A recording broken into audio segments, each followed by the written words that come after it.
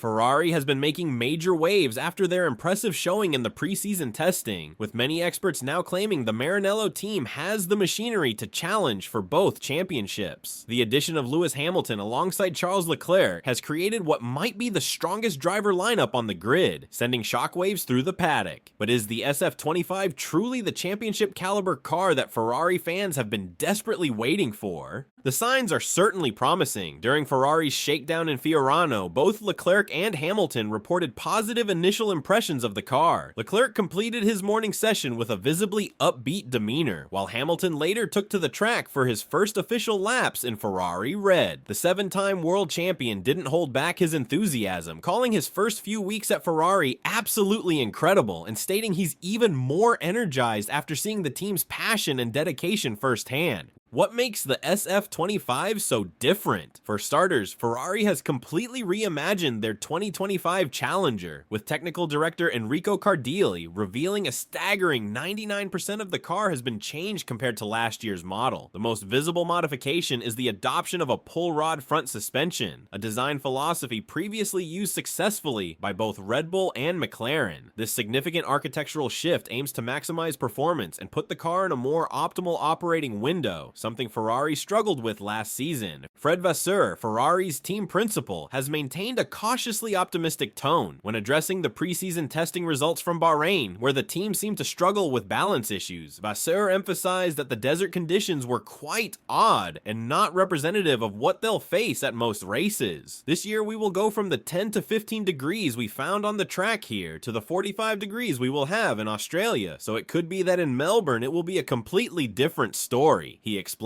The team's simulator data suggests Ferrari has gained approximately half a second over the winner, comparable to what McLaren has achieved. This puts them firmly in contention, at least on paper. But perhaps most encouragingly, engineers report that both Hamilton and Leclerc have remarkably similar driving styles and feedback, preferring a decisive front end that favors corner entry. This alignment could be crucial for development direction and setup optimization. McLaren remains the primary threat, with their innovative anti-dive front suspension and new chassis looking formidable in testing. Red Bull, meanwhile, appears to be on the back foot, desperately lobbying the FIA about flexi wings rather than solving their issues internally, a sign of a team losing confidence in their package. The first signs from Melbourne will be telling. Ferrari has reportedly been sandbagging during testing, deliberately hiding their true performance potential. If this is true, we could see the Prancing Horse galloping to victory from the season opener. With Hamilton seeking a record-breaking 8th title and Leclerc hungry for his first championship, the motivation within Maranello couldn't be higher. The question now isn't whether Ferrari can win races, it's whether they can maintain the consistency and strategic execution needed to take the fight all the way to Abu Dhabi. After years of false dawns and missed opportunities, could 2025 finally be the year Ferrari returns to the top of Formula One? The countdown to Melbourne has never felt more exciting. Let us know your thoughts in the comments below. Fred Vasseur has just made a crucial decision regarding Lewis Hamilton's concerning team radio communication in Australia. This move could completely transform the 7-time champion's adaptation process at Ferrari, potentially defining his entire 2025 campaign. The communication breakdown between Hamilton and his race engineer exposed serious issues that need immediate attention before the Chinese Grand Prix. What exactly went wrong during those crucial exchanges? What solution has Vasseur implemented? And most importantly, will these changes help Hamilton find his rhythm at Ferrari? I'll break down all the essential details you need to know about this developing situation. The Australian Grand Prix was meant to be Hamilton's triumphant debut in Ferrari red, but instead it revealed significant communication challenges. Throughout the race, Hamilton repeatedly expressed frustration with his engineer Riccardo Adami, at one point clearly stating "leave me to it," as he felt overwhelmed by excessive information coming through his headset. After the race, Vasseur didn't shy away from acknowledging the problem. It was not a clean one at all, he admitted, recognizing the communication flow needs improvement. The timing couldn't have been worse, as miscommunication likely contributed to Ferrari's delayed pit stop decision for intermediate tires, costing Hamilton several positions during the changing weather conditions. Vasseur emphasized this isn't a long-term concern, but rather part of the natural adjustment period as Hamilton transitions from Mercedes, where he enjoyed an almost telepathic connection with engineer Peter Bono Bonington. It's the first race, the first time we have to communicate between the pit wall and the car, Vasseur explained, adding that Ferrari needs to find a better way to communicate and that they'll learn from race 1.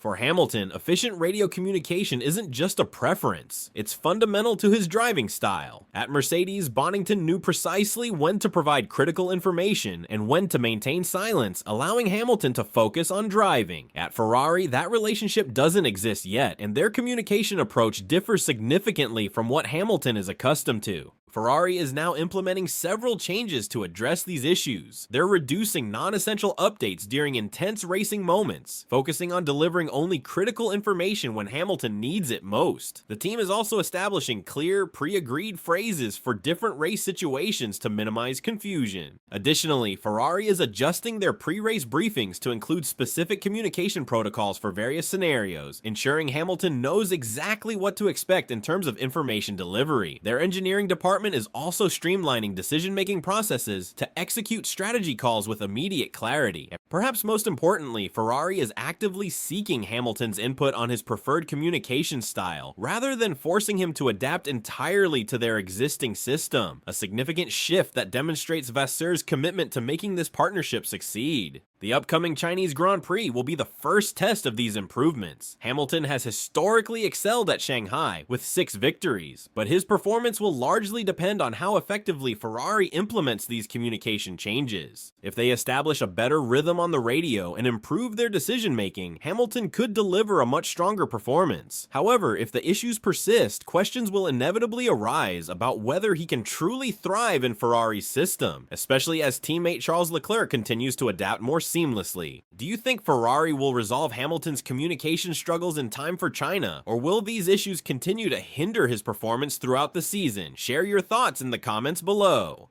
Ferrari's 2025 campaign has started with a major setback that nobody saw coming, as evidence mounts that a critical gearbox issue is forcing the team to compromise their car's performance. The Maranello squad left Melbourne with far fewer points than expected, but it's what Charles Leclerc revealed in his post-qualifying interview that has opened a fascinating investigation into Ferrari's true problems. Has the much-hyped SF25 been fundamentally compromised from the start? And more importantly, can Ferrari fix this issue before their championship hopes fade away? The evidence has been hiding in plain sight since preseason testing. During the final day in Bahrain, Lewis Hamilton's running was cut short due to gearbox troubles, a sign of things to come that few paid attention to at the time. Fast forward to Melbourne, and customer team Haas saw Oliver Bearman unable to participate in qualifying due to gearbox issues, while Hamilton himself reported gear synchronization problems over team radio during the race. But the smoking gun came directly from Leclerc, who admitted the team had to raise the ride height of both SF25s between Friday practice and Saturday qualifying. This is a crucial detail. Teams would never voluntarily sacrifice performance by raising ride height unless absolutely necessary, and the telemetry data confirms just how much performance they lost as a result. If you look at Leclerc's data from FP2 compared to his final Q3 lap, the performance drop is shocking, an F1 analyst commented. He was significantly slower in the final 4 corners of the circuit despite running with less fuel in qualifying. In turn 11 alone, he lost 8 kilometers per hour and almost 1 G of cornering force. That's an enormous amount of performance sacrificed.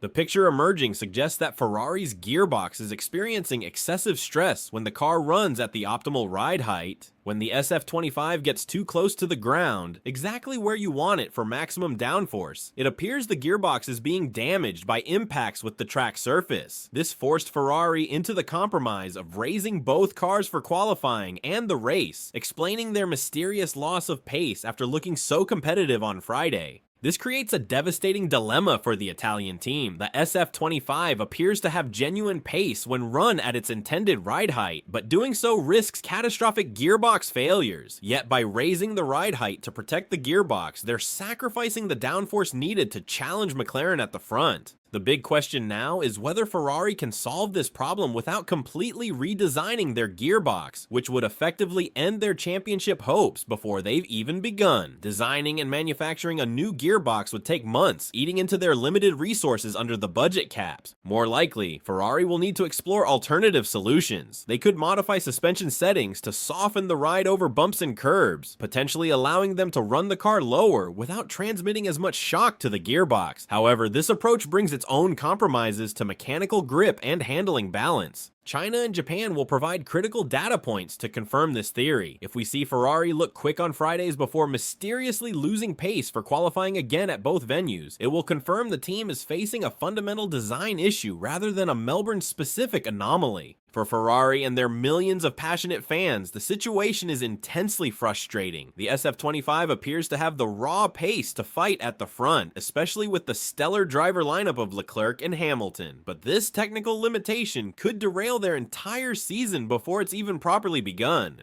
What do you think about Ferrari's gearbox troubles? Can they find a workaround solution, or are they facing a season-long compromise?